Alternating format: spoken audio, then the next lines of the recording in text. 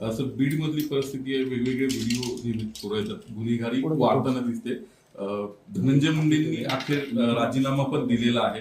हे सगळे photo video viral झाल्यानंतर उशीर झाला असं वाटतं तुम्हाला?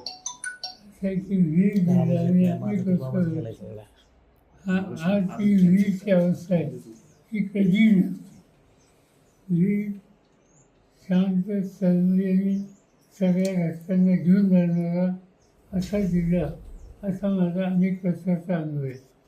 मी स्वतः त्या भागात लक्ष देत होतो. तिथं मी उभे केलेले 6 सदस्य आमदार म्हणून तिथे निवडून आहे.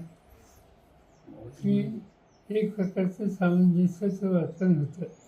दुर्दैवाने काही लोकांनी सत्तेचा गैरवापर करायची भूमिका घेतली आणि त्याचे दुष्परिणाम गेले काही महिने आज वीजमध्ये आपल्याला दिसत आहे.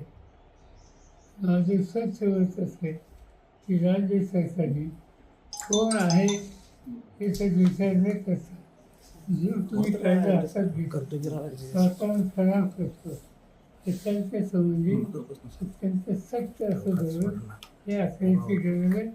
आणि वीज पूर्वीचे वैभवाचे दिवस आहेत ते कसे येतील याची काळजी घ्यावी.